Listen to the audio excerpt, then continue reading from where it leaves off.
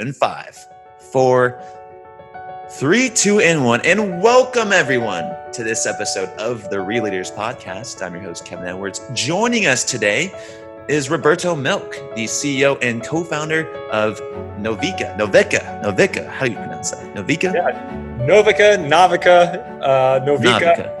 You can say it any way you want, but NOVICA is the way we normally say it. Yeah. NOVICA. Well, Roberto, we just want to appreciate you coming on the show today. We're happy to have you. And for those out there listening to this, I'm excited today because I love speaking with social entrepreneurs. I hope that's what you can call yourself. I don't want to label you, but I love speaking with social entrepreneurs. Why? Because they have to solve business problems in socially constructive and creative ways. So Roberto, the first question I have for you today is, what problem did you set out to solve? You know what, that's an easy one for us because the whole company was built around just solving this problem. And the problem is, how do artisans around the world, how do they effectively make a living? How can they sell something that's super high quality, that a talented artist might make, let's say in the highlands of Peru, and sell it in a way that they actually can retain as much of the purchase price as possible? Right. Okay. So by going through the middleman and going through other different sources, they're losing money is what you're saying. And you want to solve that. Yeah. So my grandmother on my Peruvian side was an artisan. And okay. the whole concept came out of this moment where I was studying and a Portuguese teacher was like, hey, the prices in the boutiques here in San Francisco, they're way too high for these items that are not very expensive in Brazil. And someone's got to solve that problem. And so that started with that. It was just figuring out a way to solve that problem. How come like a $10 really nice piece in Brazil sells for $100 in the States? How do we cut out all the middlemen? How to create all the efficiencies so artists can make more and customers can pay less? So let's maybe walk our audience through an example. Let's take like a handbag. Okay. Can you explain to our audience how an artisan would make more money in producing a handbag in Guatemala? Yeah. So a handbag in Guatemala might, like a really, really nice one, might cost about $10. So, and that's like, that's like a pretty top of the line, handmade, really nicely done, handbags, some of the best stuff that we've got on the site. Right. And then those handbags in the States, if they make it to the States, then they might be like $50, $60, $70, $80, right? Maybe even $100, right? And so and that's because from the village, it goes, so the handbags are often made by women, right? So in the village, the woman that might be making that, she might be working with the village middleman. The village middleman is then working with someone in a bigger city like Antigua or Guatemala City.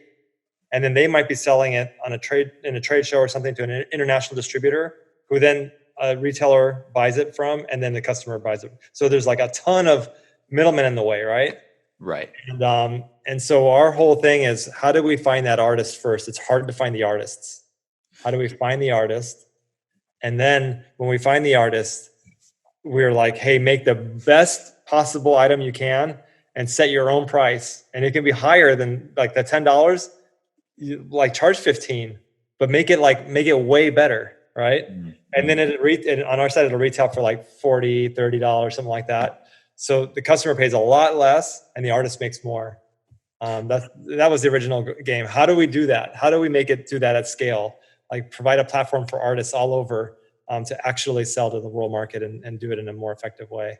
It's simple, right? So each person that touches that product adds value to it, and therefore the price is jacked up, and the person who makes that product is receiving less of that money. So now when you say you want to bring and make it more accessible, and you say we wanted to find these artisans, how did you do that and really explain to our audience what this impact marketplace looks like? Well, so originally, there's all these middlemen, right? And they make it really hard to find the artists. So you might go to like a store or a market in Peru or in Thailand, and you might be looking for the artist. It's super hard to find that artist, right? And there are pretty nice middlemen. Like they're like, okay, they're doing their job. And so every time it passes hands, like it's not an easy business. So they're taking their markup. and it usually is about 2x every time, every step of the way, right? For the internet, the local middlemen will take 2x, and usually they're pretty, but some middlemen, they're like super dangerous. It's like we've had confrontations where they're Oh, like, geez. they're Like not, what? Like what? oh, like one of our guys in Guatemala, he was like chased out of a market with a gun. They're in the Oh, middle of really? you are not, but usually they'll play ball because they'll be like, oh, hey, we're really looking for the person that made this piece, and we're not competing. We're not selling at a local market. We're just gonna make their life better, and then you'll be able to keep working with them. We're not trying to cut out the middlemen, from their current thing that they do, whatever they're doing. We just want to give the artist, we want to go right to the source and give the artist an opportunity to like tell their story. The artists sometimes are so hidden. It's like when we're like, hey, we want to tell your story. We do these long bios, they're just like, it's like, what is this? This is incredible, because Right. it's all about, we want them to sign the piece. We want them to tell their whole story. And the company's really worked, to date. We're at like 99.6 million sent to artists. So we've sent almost $100 million to artists over the years. That's incredible. That's absolutely incredible. So I was getting a little hint there, a little taste of some of the problems and challenges that you've had to run into along the way. So let's think about this a little bit. Let's stick with this example of Guatemala. Mm-hmm. Now, if I'm a handbag artisan, now do I have internet access where I can go online, build my profile, get in connection with you? And then also, if I've been using these distributors, if I create 20 handbags and I don't want to sell them to the flea market, I want to sell them to the United States, bring first world access. Like, how do I get in contact with you so that my product reaches that customer? Well, okay. So a few different things. So you might have a phone it gives you internet access these days. So a lot of people are getting online via phone, which is awesome. It's like we've leapfrogged in a lot of our markets. We've leapfrogged kind of like the technology, divide, and that's giving accessibility to a lot of it is big. Yeah, it's cool. But usually, you're not selling much online, and so and then in many of the cases of our artists, it's usually their kids that are internet savvy. So the kids might be helping them with like maybe a social media page or something like that. But really when they hear about us, then they come and we accept right now 1 out of 3 or 4 artists. So they'll come and they'll show their products and we'll be like, okay, yeah, that's you guys, you can be accepted or into the system. And then it's like, it's a huge hit for them. If they don't, if we're like, oh, you know what, the quality's not quite good enough, then we ask them to come back in 6 months or a year and make some improvements. So that's kind of the way that works.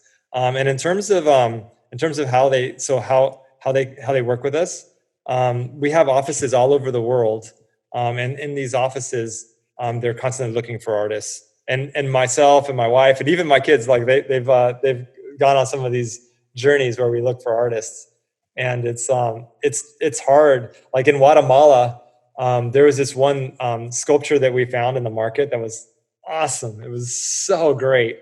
It was this highly detailed Mayan god, super nicely carved. And we're like, we have to find this artist. And we knew where, like, the area, but we didn't know anything more. It was this area called Lake Atitlan that anyone that's been to Guatemala, it's a beautiful area, this lake in the highlands. And so we went there and we're looking for the artist, and we found, like, one thing leads to the next. We found the person that taught the artist, and that teacher is like he has sculptures that have been in several museums in the States, and yet he was living in pretty tough conditions. And when we found him, we're like, man, you are such a man. So we're like, you made this? He's like, no, I taught the person that made this. Look, I can make that. Let's help you out. Yeah. And so, and it's been life-changing for him. And so that's just like an example of like how we find artists. And it's usually there's a journey and there's a discovery, and then the artist's life has changed. Now, I didn't even think about that. Now, I've been to Mexico a few times. I haven't, my world travel is very minimal. I wish it was more, Roberto, but it's not. But when I've been to, I think it was Cozumel last, you notice you go in and get souvenirs, but one thing you can do that everyone knows, you can bargain, you can barter for Yeah, these souvenirs. Now, is yeah. that different by telling someone, listen, like you can't barter with your products. We're gonna get it. We're gonna sell it at this price only, and you may not make as much, or how does that work? What is their the conception of just having an initial flat fee or price? Yeah, no, we don't really roll that way. So, Yeah, but sure. like going with the Cozumel example. So Cozumel, I mean, there's a lot of tourist shops and stuff. And if you go to one of those and you ask them, you're like, okay, who made this? Almost always the response is going to be, I did, right? Right. Or my sister or someone, but almost everything in Cozumel, they're bringing from other parts of Mexico. And so like, that's really a journey. Like if you want to find one of those artists, you find something you fall in love with, you're like, I got to discover this person. Usually the first bartering for us is we're bargaining with the person at the stand to give us the contact information. So we're like, okay, will you tell me who bought this if I buy 5 pieces, or if I give you $50 or like whatever it is. We have artisan finder fees and all kinds of stuff like that. And so then usually they'll play ball, but if they don't, then it's like a whole, like, at least tell me the city or the village or whatever. And then we go and we get the piece and we go find it. When we find the artist, it's the opposite. So whatever they were selling that for at Cozumel, I guarantee you the best price that you could have bartered for, let's say that it was a $10 piece and they're like, okay, we'll sell it for 4. They're probably buying it for like 2, like the price that they're getting it at. So they're starting way high for tourists, and then you're kind of getting your price or whatever. But then when we go to that artist, when we find that artist, we go to the artist, we're like, your life has changed because now, okay, first of all, they get a interest-free loan working with us. So, and that's either done straight through us with our customers, or it's done on Kiva. So I don't know if like for your listeners that haven't heard of Kiva, it's this incredible nonprofit website, kiva.org, and they've lent almost, or actually over $1 billion in small chunks through all these individual people like you and me to people all over the world. And so our artists, they're really popular on Kiva. They put their loans up and we get them their funds really fast.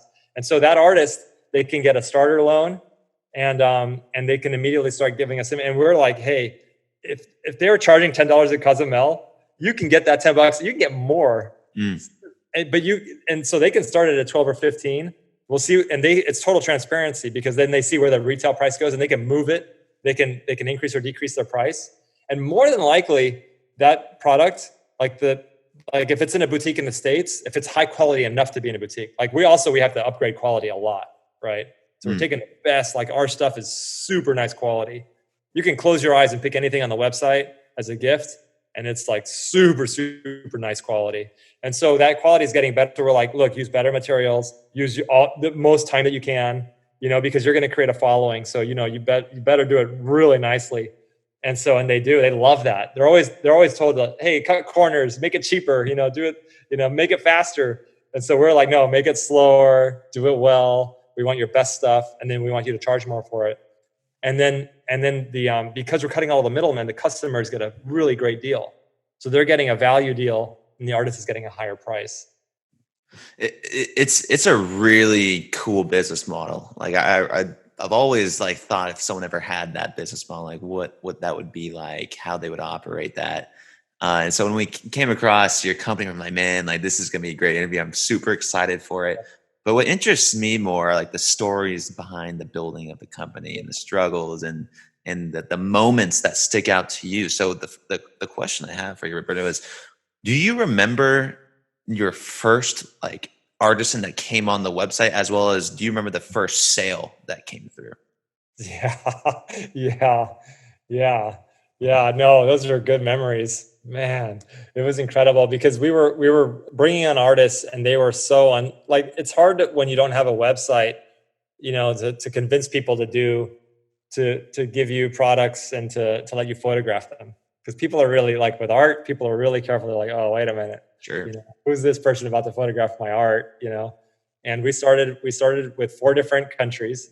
My wife's Brazilian, so her brother Fabio ran the Rio operation, and he was going to all the art fairs and stuff and getting artists online. And there was this one artist named Luis Antonio, and he is so talented. And he was the one who I think he got on first from Brazil. He was our first artist live in Brazil. And we had Ghana going, because in my investment banking connections, there was this guy who was from Ghana, and he set us up with his distant relatives there. And then we had Central America going, and we had Mexico, and we had Peru with my cousin. And so we had all these little hubs going, and that's we were thinking really big from the beginning. We're like, if we're gonna do this, we're gonna do it big. And we all left respective jobs and stuff like that. And we're like, man, we're gonna make this happen. And I remember that when we launched the site, we were waiting for that first order, and it came through for this musical instrument from Peru. It was a panpipe from Peru. Nice. And someone bought it, and then the system was totally kludgy back then. We were like calling the Peru office. We're like, hey, Eduardo, that was my cousin running the stuff in Peru out of his garage. Hey, Eduardo, we sold one of the panpipes. And he's like, yeah, it was a great moment. Yeah. And now one of the largest impact marketplaces in the world. Like, what can you when you hear that, like what goes through your mind?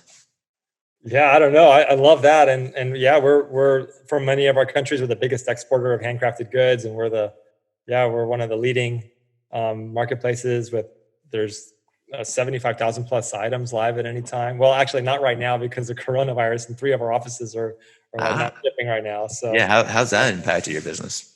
Oh, it's been crazy. It's been really crazy. It's been one of those things where it's been a roller coaster the last few weeks, and we got on it early because we have a lot of relationships in Italy. And so Italy just really started scaring us, and we were like, man, this is really bad. And so we were on with all of our offices doing these. There's about 150 people that work for the company.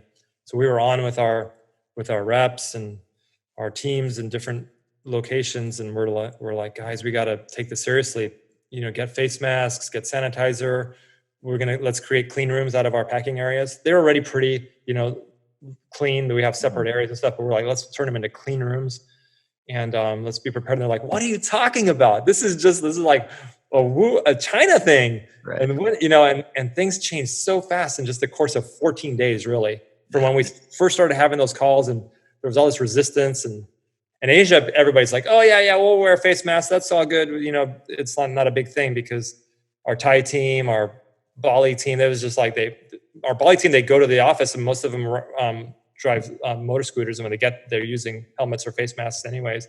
So it's like totally culturally not a thing.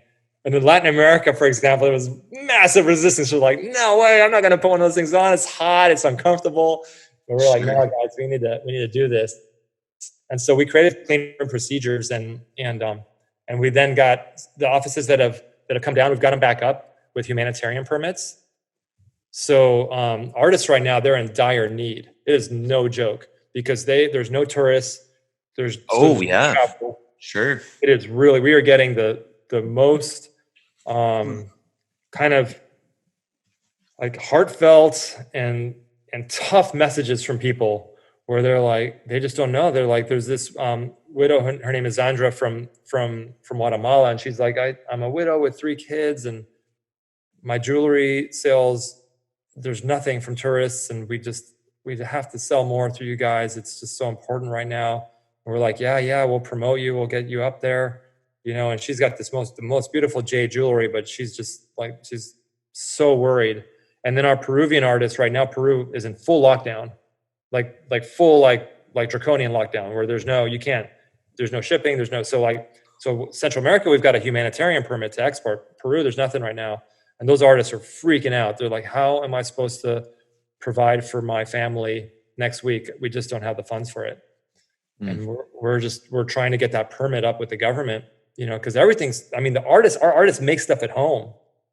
They're like producing, we're the perfect system for the governments that are worried about, village economies in this crazy moment of time right now, because artists are safely making stuff at home. Almost all of our artists make things at home, and then they can deliver safely once a month to our office, and then the stuff goes into quarantine and it gets dropped off in the offices. The offices are large offices, they just come in, they get buzzed in, they come in, there's no contact, and and then the items stay for 48 hours in quarantine, and then we move them into inventory, and then we ship.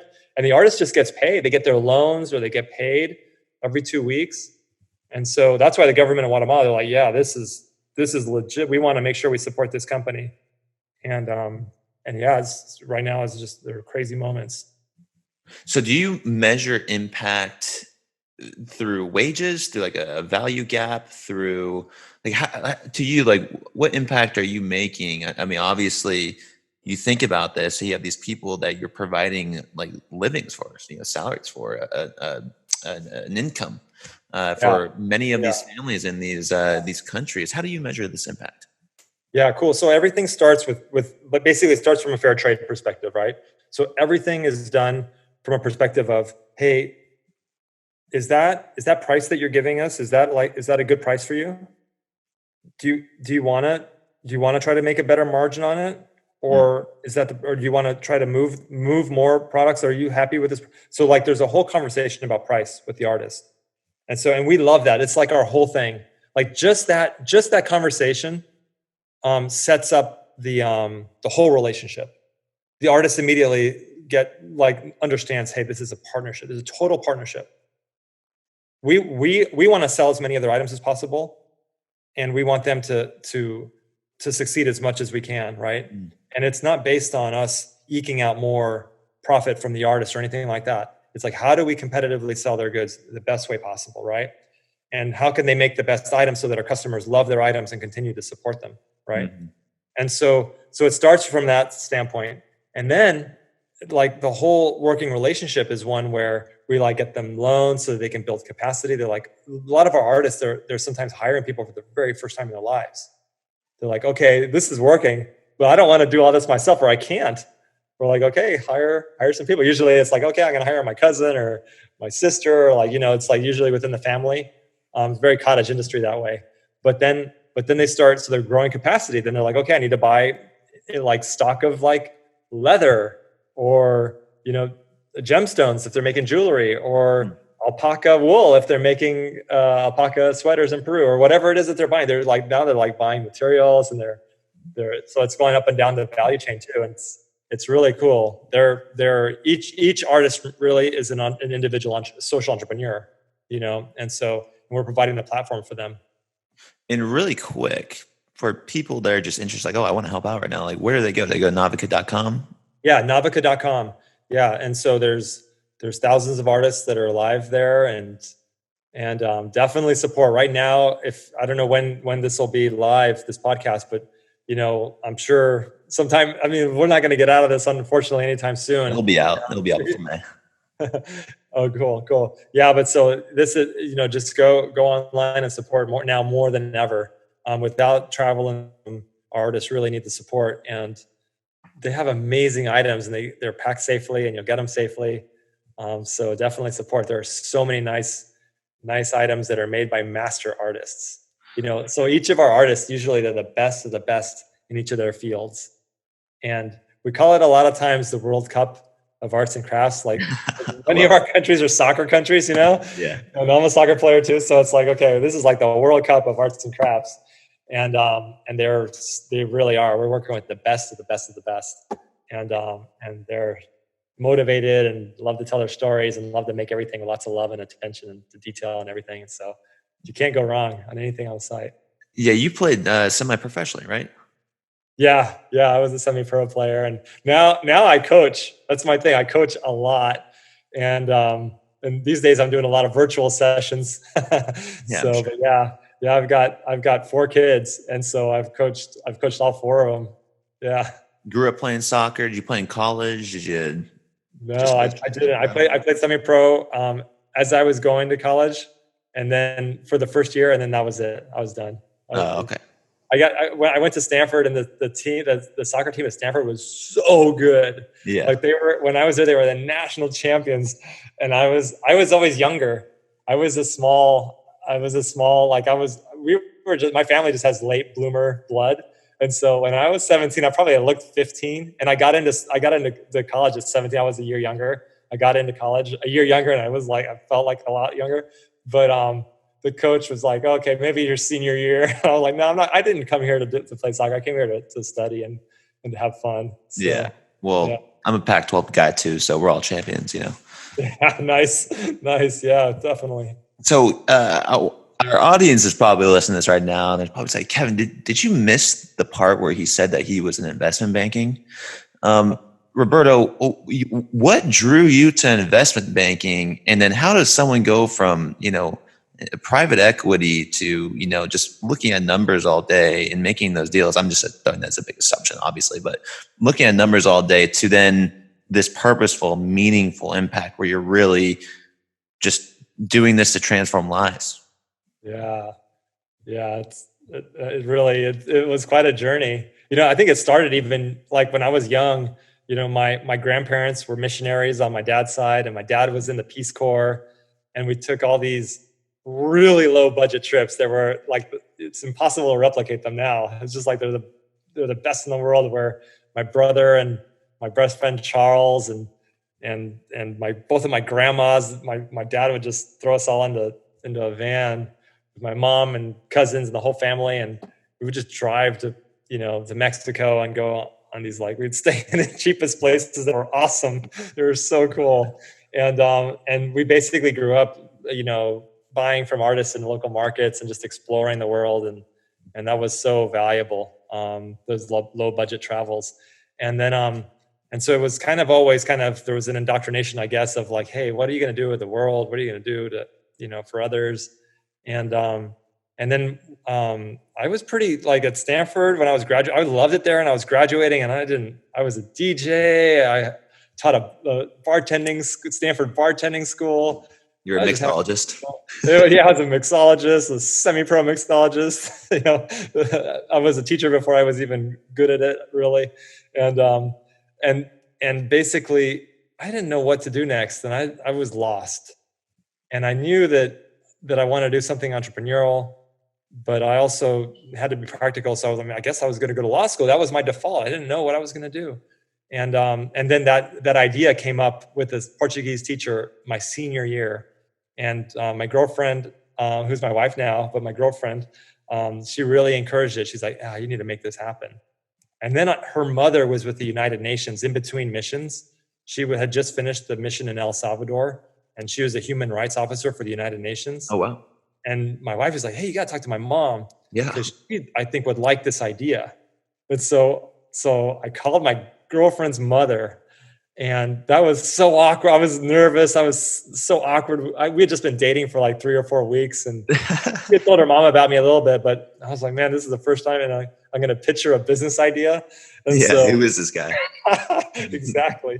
And so, but I did. I talked to her about it, and she's like, wow. She's like, that's pretty. She's like, I've always really liked handmade goods and liked working with the artisans and refugee situations. A lot of times, artisans, like a lot of the refugees, are artisans themselves too. And so she's like, if you do this, I'll join you guys. And so we're like, oh man, this is pretty serious. We gotta make this happen. And at that point, a lot of my friends were interviewing for investment banking positions. And I was like, I guess that's I should do that, And I did that, and I had the worst possible interviews. I was so a fish out of water. I just did terribly. I didn't know what investment banking. Many of them had internships, and man, I was so lost in some of those. I ended up writing a book called The Investment Banking Training Guide, just because it was so hard, and I felt like all these people were so well connected, and I wasn't. And I felt so out of the loop. But I finally got a shot, and when I got that shot, I took it, and I nailed the job. And then when it was, luckily came with a 3-month training program. And then I became a pretty good investment banker, like a junior. I was so into it because I was incubating the NOVICA idea. And the whole time I was doing that, other friends that were going to get involved were incubating it, and there are different walks of life. And investment banking was so valuable. I mean, I was working like 90, 100-hour weeks, and wow, learning so much. And I got in the private equity group in our bank because I really wanted to learn how to raise money for small companies like venture capital and stuff. And then when I quit banking, I went from analyst to associate, and then when I was an associate, then when I quit, a lot of my boss at the time and a lot of the people that worked in our office, they were our seed investors. They're like, okay, what are you gonna do? They're like, okay, we'll back you, and that was super valuable too. So what's been key for you then? Has it just been the relationships? Has it just been, the connections with people that are in, human rights? Has it been your experience and the drive for it? What's really been a solid key for you that stands out? I think a lot of the people that may listen to you have entrepreneurial ideas, and they may be looking and searching, especially if they're interested in social entrepreneurship. Hmm. Because social entrepreneurs were always in search of it's like, okay, there's a problem. How do we solve it? It's the nature of a social entrepreneur. Mm. It's like, what can we do to solve these problems? And I think for a lot of it is it's listening. It's like being in tune, and to find what that passion is. To find how you're going to make that impact. How you're going to start that company that you have passion, because really, to make it work, for me, the element is passion. Mm. There's a lot of heart in what we do, and and we're so lucky to have found that. I know friends that are social entrepreneurs that end up not finding something. They find something because they have a problem that they want to address, but they're not particularly passionate about it. And so it becomes that, because already being a social entrepreneur is harder. Being an entrepreneur is hard. And then when you put people's lives on the line, when it's like, okay, this is important. Like for us right now, this is important. Why? Because if we don't sell this week, then people in the middle of this virus situation, they're not able to there's no other economic activity that they, so it, like, lives are on the line. And so when you put that on the table, it becomes that much more fulfilling, but that much more stressful. Mm. That's why we work the long hours. It's why we work as hard as we do. But it's also, and still passionate many years later after doing this, still passionate about it. But also, it becomes it's you can't just walk away from it. It's super. So I think that's the magic formula: is listening and figuring out what's that idea or what's that concept that you'll be passionate about. And if you're not passionate about it, then why do it? Really wait for you'll know when it's the right moment. So for maybe entrepreneurs listening to this right now, it's coming off that, when you're a social entrepreneur, you're dealing with a lot of pressure. I'm sure you've been doing this for so long, you're used to it now. But any advice to someone out there who it feels like they have a lot of pressure on them? How do you mitigate that stress, and what are some things that have worked for you? Well, I'm a total believer in balance.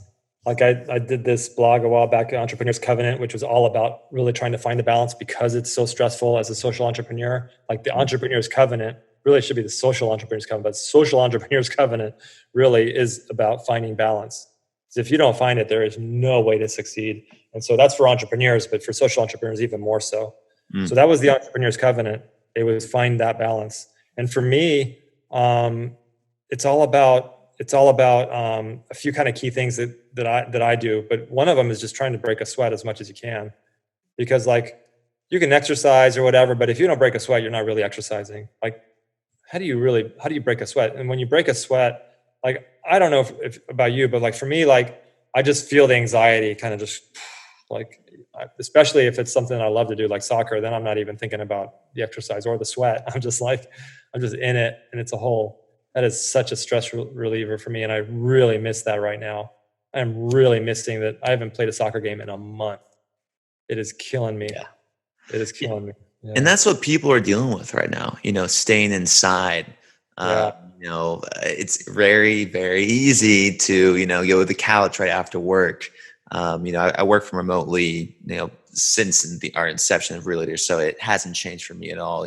But I do remember when we started out, it's very difficult to build those habits, to go outside, to make sure that you're holding yourself accountable for staying, fit and healthy. And you're totally right. It's like a flush and you break that sweat. It's a complete shift of a mind state. So it's definitely something that's helped me. I'm nowhere near the level of you at all. But for anybody listening out there, whether you're just starting up or you're in school still, it's a great tool to use. Okay, so I have a couple of things for you really quick. And actually, let's stay on this concept of finding balance. I have been to Bali. I just remember. Oh, no way! That's exotic travels. You said Mexico. Wow. I was like, oh, I haven't really traveled. I was like, oh yeah, I went to How Bali. do you forget Bali? That's like life changing. How did you like it? I loved it. Absolutely loved it. Nicest people in the world. Yeah. Where in Bali are you? We're in Ubud. Ubud. Okay, great. I was gonna say Ubud is my favorite place in Bali. Uluwatu was great. Canggu was another thing, but we were only in Ubud for a couple of days, and we stayed at a homestay. Oh, nice! It was with a family of 30, and it's just like an Airbnb, and I forget my man's Katut. Yeah, because you know how their names are. There's only like 3 names. I think Katut is second in line. Second in line, yeah.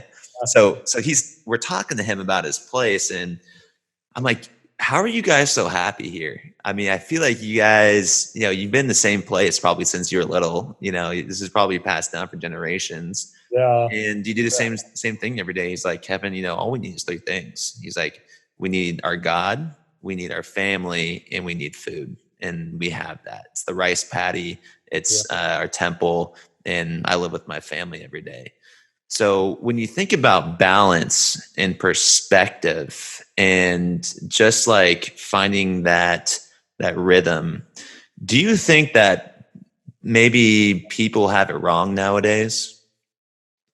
Well, I think Bali is one of the places more than any that causes me to question like the rat race that we're in, because Bali is there's so many things that are outside of our normal flow where like we might get an order, like a big order, like, I don't know, 200, romantic love sculptures or something like that. Right. And we'll call up the artist and the artist will be like, you know what, I'd love to do it, but I have a village ceremony and my family's doing this other event. And so I can't do it by, next Friday when you need it by. So sorry, we'll pass on it.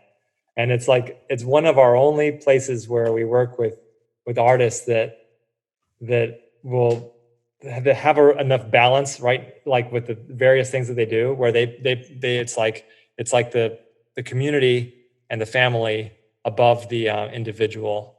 And there is a lot of beauty to that kind of communal living. And like when we visit artists in their workshops, often the workshops are home workshops, right? And it's like what they call family compounds, kind of like the place you're talking about that you stayed in. That's very typical for Bali. And we'll go and we'll show up, and it'll be like a family compound, and the carver will be over in the corner carving, and everything is so integrated with nature, right? Like most of the carvers, they'll be barefoot and they'll be like totally at one with nature and the lush beauty all around. And I really do think every time I go to Bali, I'm like, wow, that's like a lesson in how there's other things in life than our kind of crazy, right? Like we're on a path to hit $1 billion. We have sent $100 million to artists, and we're like, we got to do a billion because we want to make an impact in so many people's lives. And it's like this whole push, and really it's sorry. Phone is blowing up over here. Okay. No, I totally get that, what you're saying now. I totally get what you're saying, because that's what I was left with when I left Bali is, why am I doing this? I thought, why would I want to come into this country and disrupt what they have? Yeah. No, so that's our feeling, is that we have this big goal to hit $1 billion, and we're just like always, work to get there. My wife is always saying, hey, you have to enjoy the journey a little more, but we're destination focused. And I think Bali is a place where you're like, wow, people really enjoy the journey and there's the quiet moments during the day. There's the meditation, there's the family, the importance of family. There's the importance of the culture and the religion and everything. It's really a beautiful place because of that. What's the incentive for you then to keep pushing? Is it the investors? Is it just you? What is it? Well, I think, well, I mean, it always starts with the individual, I think, right? Because like I'm just naturally competitive. So I just like, if we're going to do it, like for me, like if we're going to do anything, if I'm going to do anything, I'm going to do it like all the way. Like this quarantine, like I keep telling my family, I'm like, guys, if we're going to do this, we're going to do it right. We're not going to do this kind of bullshit of like, you guys are going to be walking out and talking to someone from 3 feet away. And, you know, like none of that. Like if we're going to do this, we're going to do it right. You know, we're going to stay in.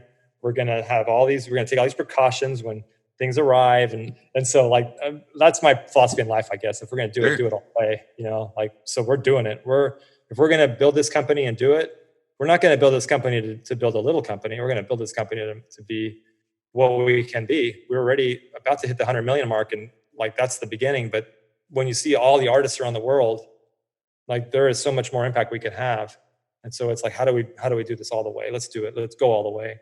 Yeah. And so that's my mentality. And that doesn't totally flow with a, hey, let's find peace and let's be balanced and let's make sure. So that's why for me, I think most importantly, like the reminders that balance is important. It's so that entrepreneur's covenant thing. It's so important, or else like your relationships suffer.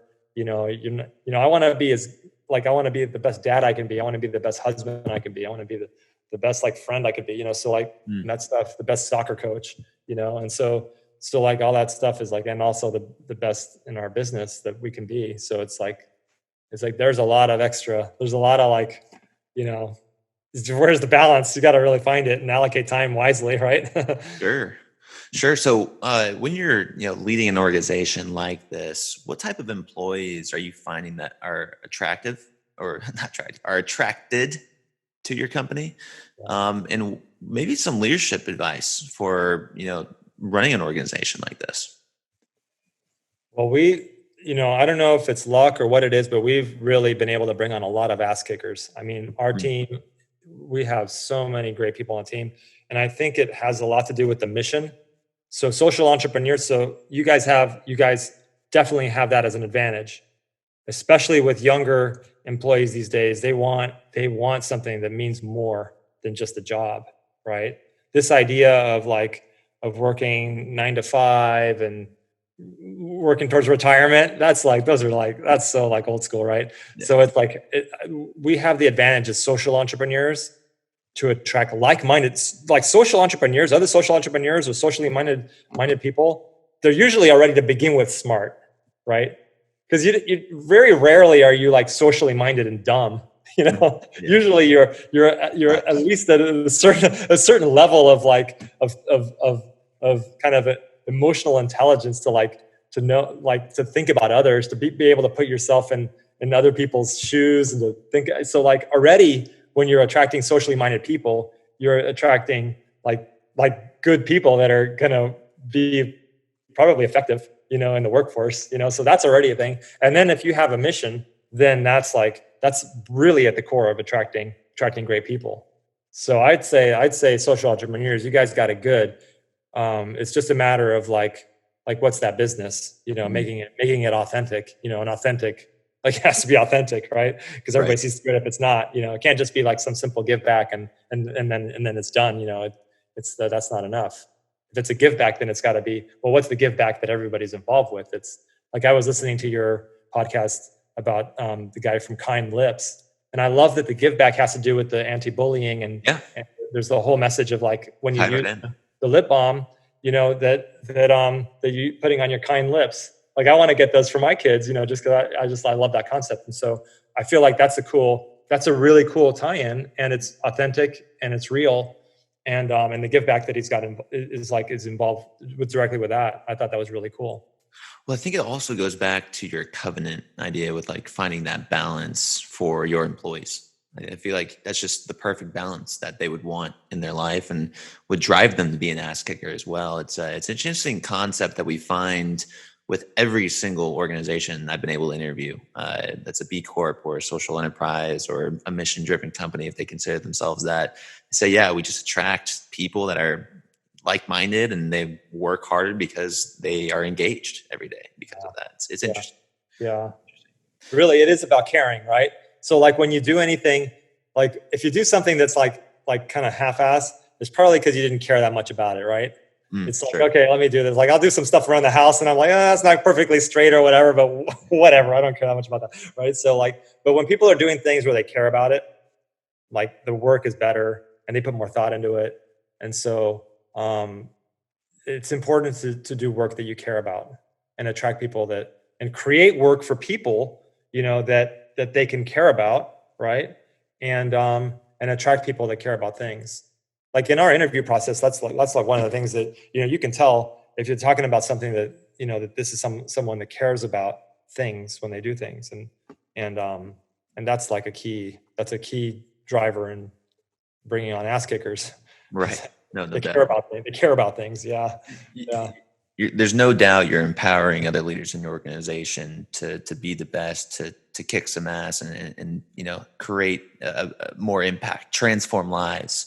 Now, that's, to me, is what impact is transforming lives. And it ties in well with leadership. Without leadership in today's day and age, it's not going to happen.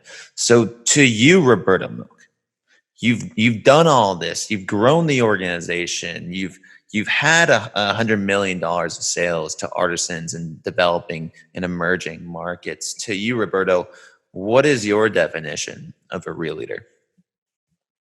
Oh, that's a great question.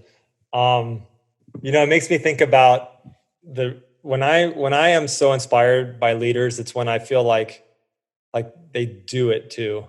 And so one thing that I believe in is that you gotta think like a general, like you gotta think strategically, but you gotta act like a soldier. Mm-hmm. So you gotta go as an entrepreneur, especially social entrepreneur, like if you're doing it, you got to do it. You got to model that behavior and do it. But you can't just be a soldier and expect to grow a company, right? You have to continuously get information, listen to podcasts, read books, meet people, have new experiences, change your routine, have all these different experiences, but influences, right? So you can think strategically, like a chess master, like you're thinking steps ahead. But if you don't actually go and do the work, if you're delegating everything, if you're one of those professional delegators, it is really hard to inspire respect. I think, at least I don't respect the professional delegators as much. Although that's an art, but I love to see leaders that roll up their sleeves and they just get in the trenches and they make it happen. That inspires so much respect for me. I love that. We'll have the work drive you, and it's clear that it does that for you as well, Roberto. So appreciate you dropping some knowledge today on the Real Leaders podcast. It's a pleasure having you on to share about the impact NOVICA has been able to make in this world today. I hope the best for your business and for all the artisans out there.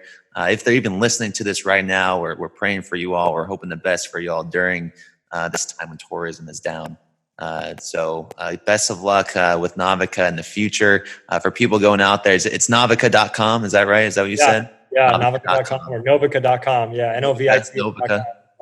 I'll get it right one of these days. No, we say it both ways. It's a multilingual word that is pronounced all different ways in all over different countries. Yeah. What does it stand for, out of curiosity? We were looking for exactly that, a consonant vowel pattern that could be incorporated in the local language of every single place where we were thinking about opening. Okay. We looked at NOVICA because we were looking at Nova as a new system that we were building. It's like, it's like a Nova, it's so NOVICA. Yeah. And so it's NOVICA or NOVICA. It's like, we got to do a video with that because everybody's like, how do you pronounce it? And I don't think I give a good response when I'm like, you can pronounce it anyway. Well, I actually was going to call it NOVICA before the show. I like NOVICA. I'll stick with that one. Next time I'm in Puerto Rico, NOVICA. We love it. Rob, appreciate you coming on the show today. It's been a pleasure having you on. I hope our audience has learned as much as I did today. For Roberto Milk, I'm Kevin Edwards, asking you to go out there, think like a general, act like a soldier, and always, folks, keep it real. Thanks, Roberto. Awesome. Thank you.